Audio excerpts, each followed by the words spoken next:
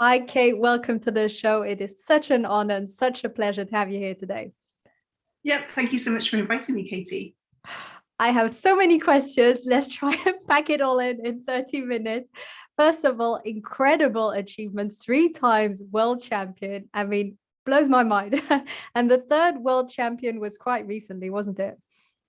Yeah, so it's one world champion, 3 world records. Oh, So wow. Well, yeah, I don't even know the difference. world champion. The world championships is in triathlon, so it meant I won my country, and then I went on to win in the worlds against everyone, the best of the best in triathlon. And then world records is the highest or the fastest or the strongest or the biggest in the world. So for cycling, I covered the most distance in 24 hours.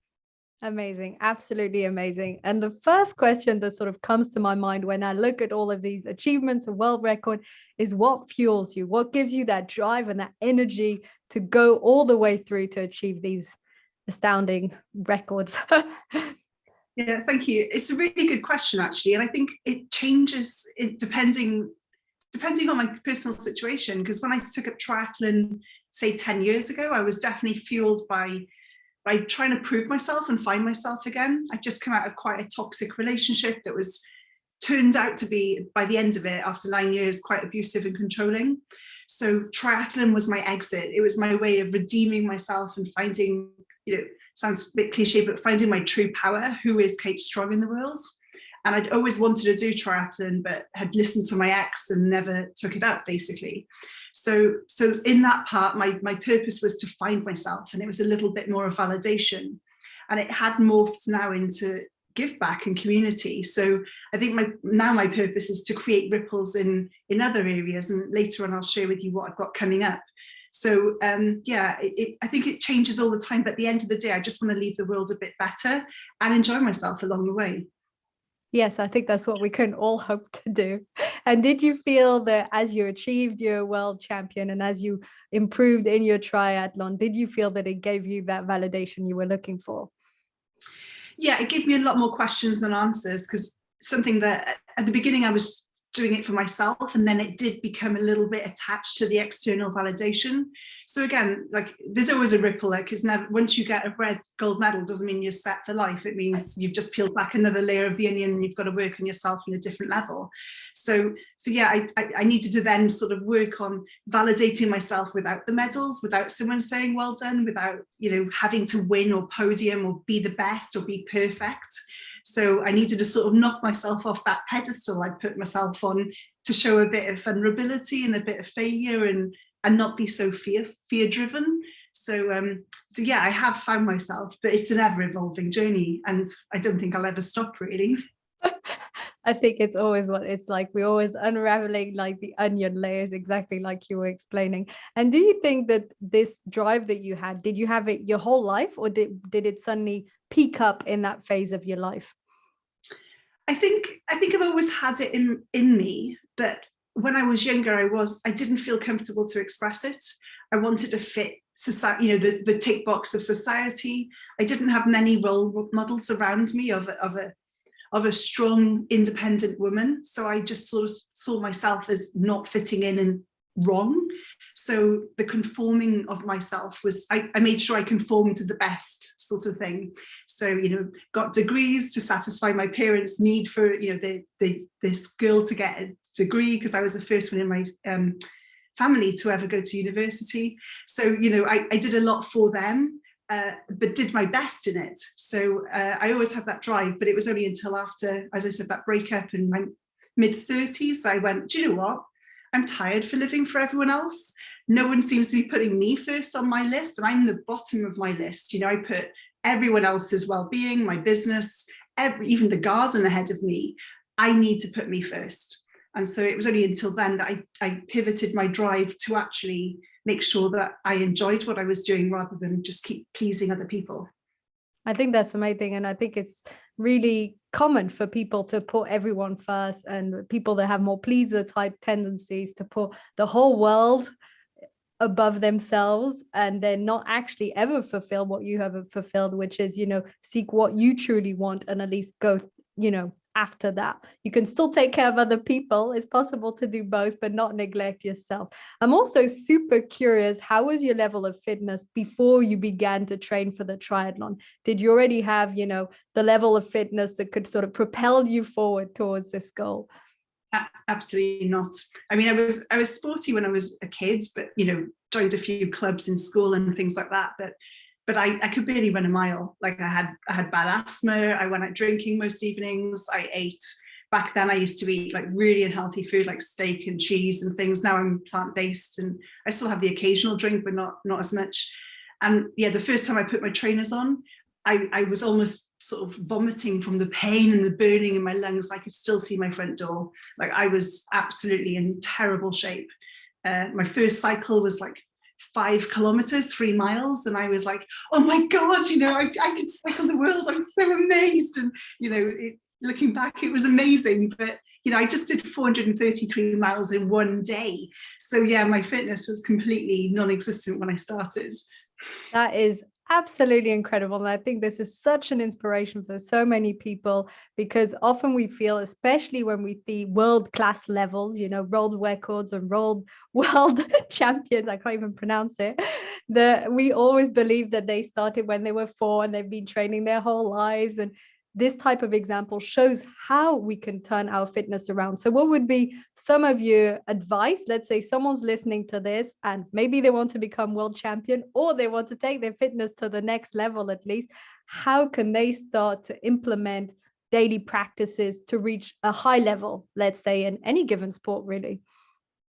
Yeah, I'd love to there's the physical, the mental and the emotional, and it's yes, let's go through on all parts. Yeah. So physically, just start a little bit every day. If you've never been to the gym, for example, set the goal of putting your foot in the gym door. You don't have to do anything, don't have to pick up any weights or run on a treadmill or anything, but just that incremental gain. Just make sure the habit is formed. So 3 times a week, if you commit to, or once a week, or whatever that may be, just commit to that little step every day. And it's surprising how far it'll go. That's what I do with my training. When I started for the world records that I just earned in March this year, I only cycled for half an hour, 3 times a week. And I built it up to 24 hours over a year and a half. So that little gain every single time physically. Mentally, believe you can, give yourself permission to do it. And this is I'm going to double negative. I don't normally say don't do things, but do not put yourself down. Do not put your dreams down. If you want to run a marathon, that's your goal. It might take you 10 years to get there, but don't settle for 10K. Don't settle for half a marathon, and don't believe anyone who says you can't do it. So set your goal and own it with pride, knowing that it might take a little longer than, say, Bob next door has been running all his life, but you'll get there in the end.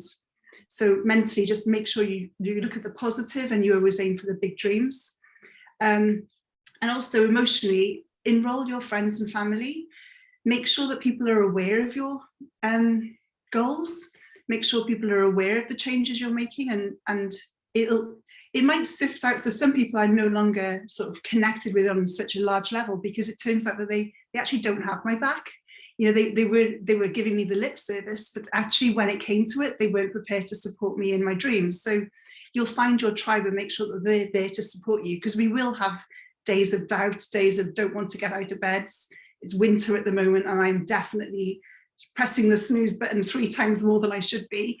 So make sure someone's on your side supporting you as well through that. It's not a solo journey. We are in this planet together as a community. So just bring people in to support you as well.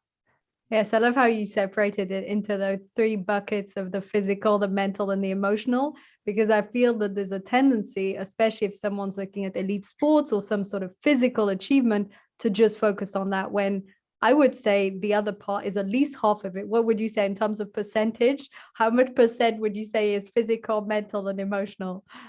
I'd say the mind is 80% easily. If you don't believe it, if you keep putting yourself down, if you're forcing yourself, if you're not enjoying it in some level or proud of it, that's going to be the thing that stops you doing anything. It's not about how good you are, or I read a lot of books and research, but it's all about the mind. There is no there's nothing there's no perfect body or shape or training that can help you. It's always the mind that will get you over the line. Yes, that's how I feel about it too. And being in the field like you of coaching, of peak performance, somewhere it's satisfying to hear it's in the mind because we have even more control over this than on our body. Of course, the body, we can train it, we can improve the training, we can work at it, we can have more endurance, we can build up the cardio, but the mind, we can really like totally shift. And I want to come back to a point you were mentioning right now, which is, we all have days of being discouraged. And you have had those days. And I want to know, how do you cope with them? How do you cope with being discouraged, with not fancying, with being demotivated? What do you do?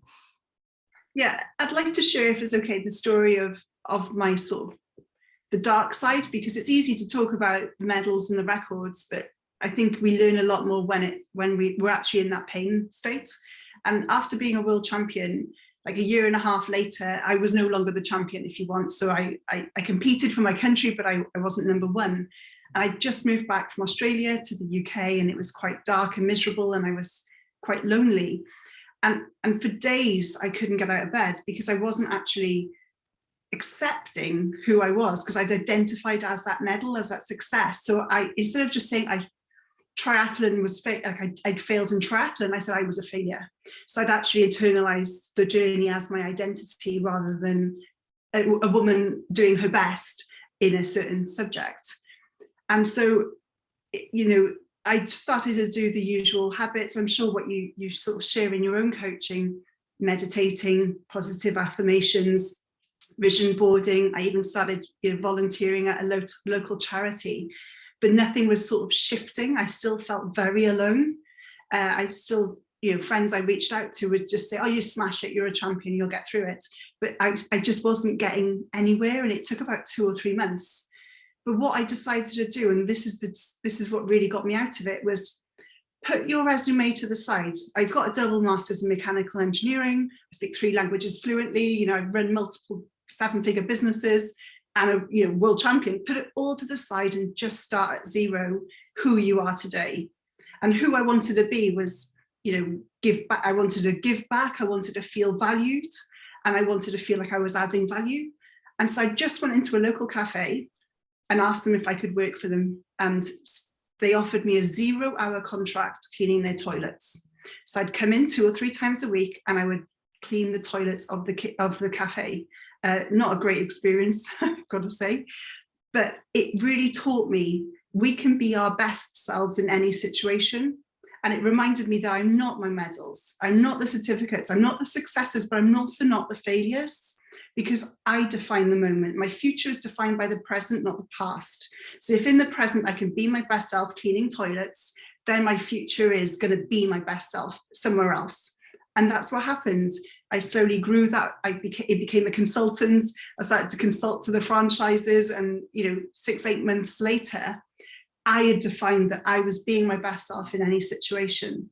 So the lesson is just stop connecting to the outside world and start connecting to who you are, and know that we can always build. If there's nothing in our life that we enjoy, it's amazing, because it's a blank canvas that we can start designing something different on. But it was tough to learn. But there's always a tomorrow. And when there isn't, we don't need to worry about it. Not to be so morbid, but it's true. Isn't it amazing that after the meditations, the positive affirmations, the vision boards, in the end, it was cleaning toilets that got you back on track? Totally. Because I was proud of that. I brought my grandma around to show them. And that's humbling, to get to that level of not caring about identity, because we are just a label. So why not just remove the label? Yes, it sounds to me like basically in that moment, because you were so previously attached to all this identity of world champion, or maybe your masters or your languages, that because one of them hadn't gone as well as you wanted to, as in not getting the world championship again, therefore there had been sort of that identity, bridge or gap or misalignment. But by starting on something totally new altogether, and realizing that you weren't those labels, sort of feels like it was sort of a fresh new start, and maybe it opened up more possibilities in your mind too. So instead of being in that box, of, okay, well, actually, this is what I'm good at. I have the masters, I have those businesses, and that's it. It was actually, well, actually, I could do a whole other bunch of things. So maybe it just opened up more. Yeah, completely. I removed the word should. I should be an engineer. I should be earning this much. I should, no. I do what I love, and I love just doing whatever I'm doing in that moment in time. So yeah, it gave me that freedom to dream and explore who I want to be and what I want to do, rather than what I should be doing because of whatever people expected. Amazing. And in your coaching practice, focusing on peak performance and leadership, how do you help other people to unlock their potential?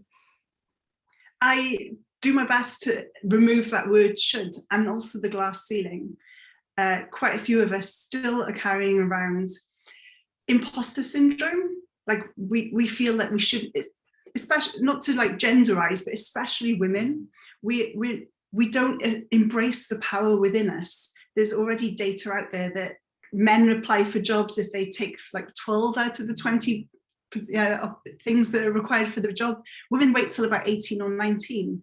So, and I'm not saying that men don't struggle with imposter syndrome, but when I'm working with people, the thing that's stopping them is their self-belief.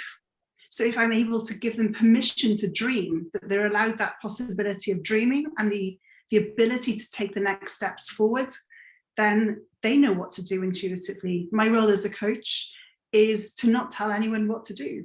I'm here holding up the mirror so they can see their greatness, but also what needs work with. And I just hold their hand to make sure that we guide through it as seamlessly as possible.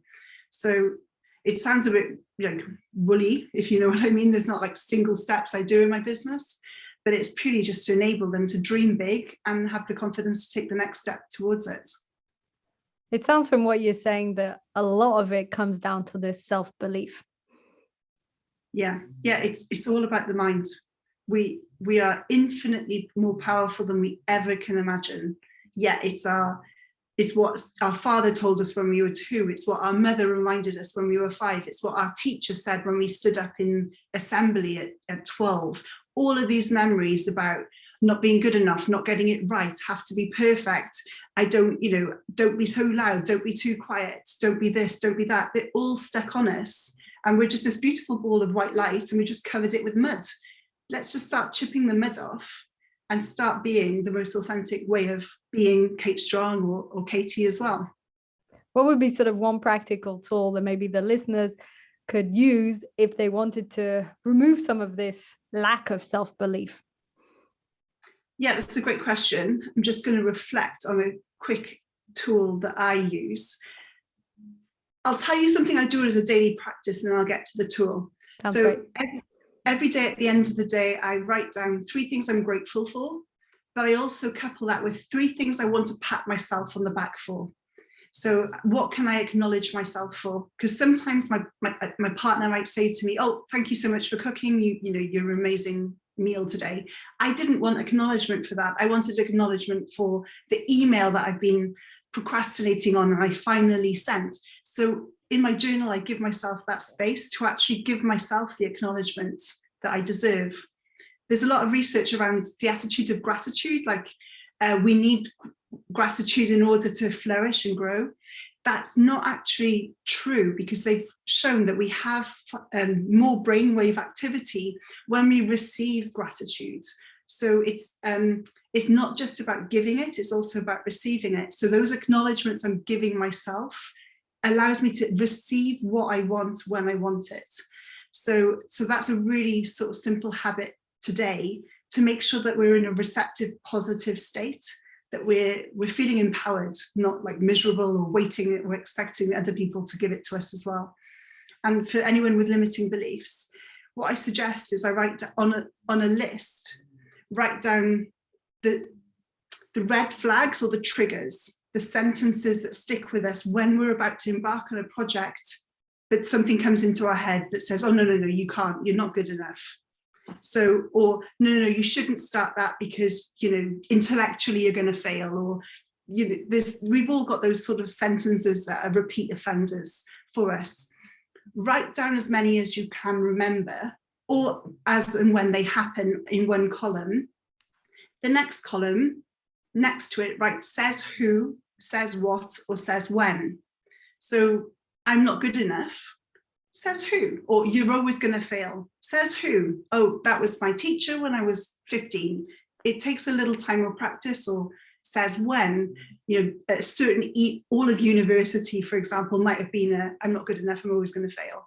So when, write down in the second column that area, and the third column, after reflecting, and this isn't like a process driven, we've got to feel the emotions, to sit down and really feel the misery, feel the frustration, feel the impact of these words as well. And then in a clearer state, which means take a deep breath, shake it off, literally stand up and shake it off. If I wanted to, I could say. So instead of saying to myself, I'm not intelligent enough, what if I wanted to, I could say.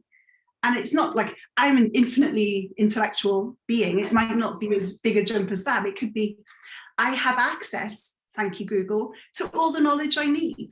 So it's about baby stepping us away from beliefs that are limiting and no longer serving us, and actually making us doubt ourselves into beliefs that actually empower us. So that's the 3 process step that I strongly recommend. And I still do to this day. I've got a long list of things that hold me back, and I keep working on it. Incredible. And I love what you said between the difference between gratitude, what we're grateful for, and the acknowledgement we receive. I've never thought of it from that perspective. I know that gratitude is beneficial. Apart from anything else, it helps us not to take things for granted, but also, yes, being acknowledged. And I love this idea of self-acknowledgement, because I know that the few times, because I like to say it's all the time, but it's not, but the few times I've said to myself, oh, thank you for doing that, or thank you for finally, doing this element, or for getting up earlier, or for, it feels really good. So sometimes we don't really need the external acknowledgement. If we're really able to really be thankful for taking that action or maintaining a healthy routine, then I think it really builds, again, that self-belief, but also self-trust, I feel. Yeah, completely. It's like adding a drop of, like you might have a big glass of water and just add a little bit of drop of dye. You might not see the change of color, but every day, if you add that drop, this glass will become a completely different color. So it's about just adding those incremental drops every day, that we might not see the changes, but in 6 months' time, wow, will we be somewhere different.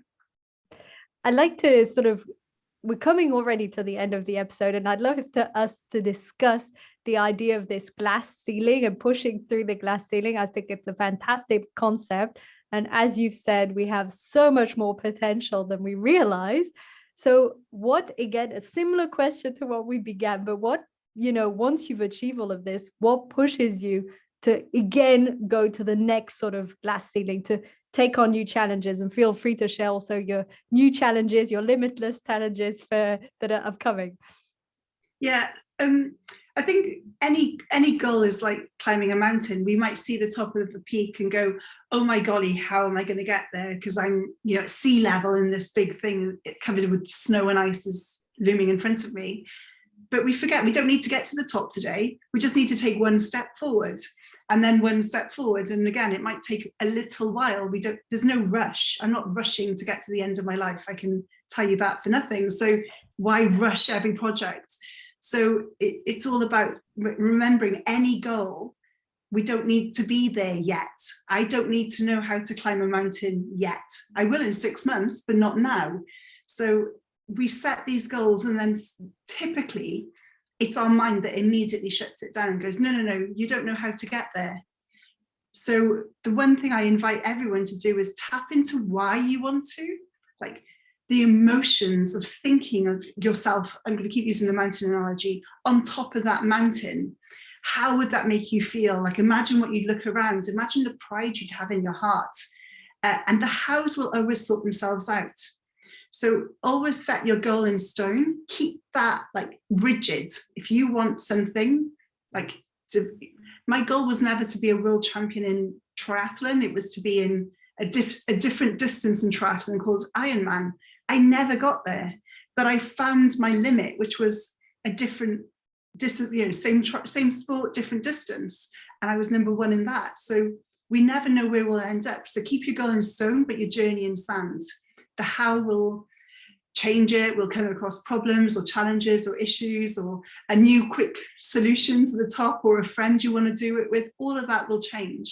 So make sure your goals are set really, really solidly, and don't compromise on it. Something that works really well for me is tying it into something that's a passion project. So you alluded to my Limitless Challenge that's coming up. Originally, it was for me to climb Everest, swim the Channel, and cycle across America. Well, upon deep reflection, that doesn't excite me as much as what I've actually changed it into.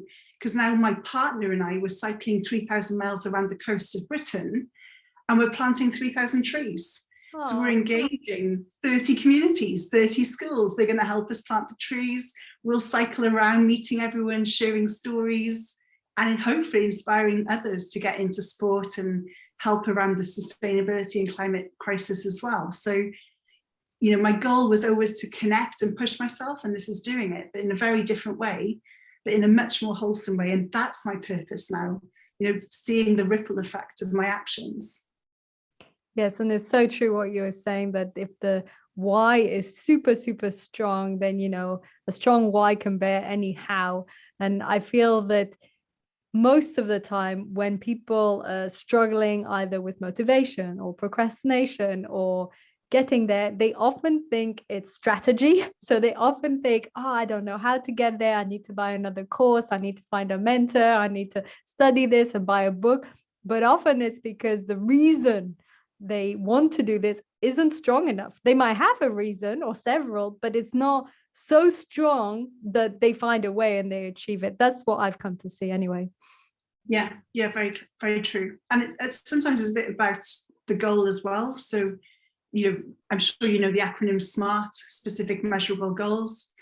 But I hear a lot of people who want to lose weight, for example. I'm like, but when is good enough? Because you can't infinitely lose weight. So your goal is a sliding scale. Could we pick the trousers you want to wear? Could those be your targets when you fit into this, or how you feel about yourself emotionally? Because that is something that we can actually tap into rather than this never-ending goal as well. So making sure it's specific as well. And it's the why, it ignites your passion for yourself, pushes us outside our comfort zone, but also hopefully involves other people, because it gives us that accountability as well as that sort of purpose to do something when we don't want to get out of bed and do things. We know we're doing it for others as well. Absolutely. I'd love to go into so many more topics, but I feel we've already covered a lot. It was absolutely amazing to have you here today, Kay. I loved everything you shared. Such a huge inspiration for our listeners, and hopefully also the female listeners, to show what it's possible and that you can achieve your dreams if you set your mind to it, which is pretty much what you said. Yeah, thank you so much, Katie. It's been an absolute delight to be a guest, and an absolute pleasure to meet you as well. Thank you so much, Kate. Thank you.